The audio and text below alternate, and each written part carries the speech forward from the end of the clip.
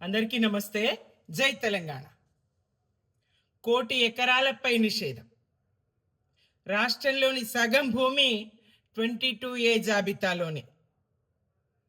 భూమి కోసం ఈ తెలంగాణ గడ్డన నిజాం కాలం నాటి నుంచి ఉద్యమాలు జరిగినాయి, పోరాటాలు జరిగినాయి. అటువంటిది మళ్ళీ భూమి కోసం తెలంగాణ ప్రజలు పోరాడాల్సినటువంటి పరిస్థితిని ఈ రేవంత్ సర్కార్ సృష్టించింది. ప్రజల భూములు, ప్రజల ఆస్తులు, వారసత్వ సంపద అమ్మబోతే అడవి, కొనబోతే కొరువెన్న చందంగా వ్యవహారం నడుస్తున్నది. దీనికి ప్రధాన సూత్రధారి రేవంత్ రెడ్డి గారు, ముఖ్యమంత్రి గారు. పాత్రధారి రెవెన్యూ మినిస్టర్ పొంగులేటి శ్రీనివాసరెడ్డి గారు. ఇద్దరూ కలిసి దోపిడికి తెరలేపిండ్రు, కమిషన్లకు, పర్సంటేజీలకు తెరలేపిండ్రు. సగం భూమి, రాష్ట్రంలో ఉన్న సగం భూమి ఇందులో చేర్చారు అంటే దీని వెనుక కుట్ర కోణం ఉన్నది. ఇది రాద్ధాంతము, ప్రతిపక్షాలు చేస్తున్నాయి, వాళ్ళ భూములు ఇంట్లో ఉన్నాయేమో. 1,00,00,000 ఎకరాలు ఉంటాయి ఆ ప్రతిపక్షాలకు. ఏం మాట్లాడుతున్నారు? ప్రజలు ఎట్లా అర్థం చేసుకుంటారు మిమ్మల్ని? ఈ స్థాయి పరిజ్ఞానం కూడా మీకు ఉండద్దా?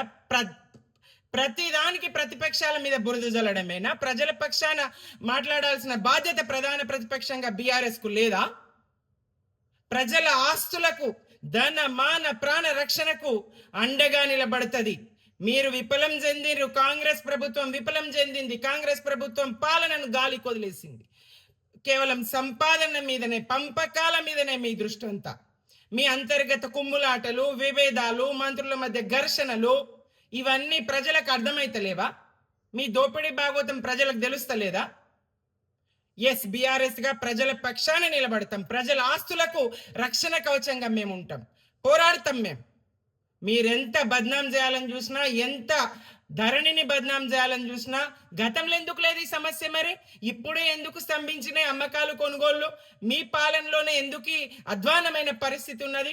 4 నెలల క్రితమే ఒక మంత్రి గారు చెప్పినారు స్పష్టంగా, 40,000 ఎకరాలు యాదాద్రి జిల్లాలో ఎమ్మెల్యే గారు చెప్పిండ్రు, నాకు బీర్లా ఎల్లయ్య గారు చెప్పిండ్రు, అందులో 22Aలో చేరిందని చెప్పిండ్రు. నేను ముఖ్యమంత్రి గారి దృష్టికి తీసుకుపోయినా అని కోమటిరెడ్డి వెంకటరెడ్డి గారు స్పష్టంగా చెప్పిండ్రు. ఏమైంది మరి? 4 నెలల నుంచి దిద్దుబాటు చర్యలు లేవు. బీఆర్ఎస్ గా మేము లేవనెత్తిన తర్వాతనే అధికారుల తప్పిదం అని ఒకసారి అంటారు, టెక్నికల్ ఎర్రర్, సాంకేతిక లోపం అని ఒకసారి అంటారు, క్షమాపణ చెప్తారు, కాదు కాదు ప్రతిపక్షాల కుట్ర అంటారు. మీ కుట్ర ఏందో అర్థమవుతుంది కదా, మీ దోపిడేందో అర్థమవుతుంది కదా. తెలియందా ప్రజలకు?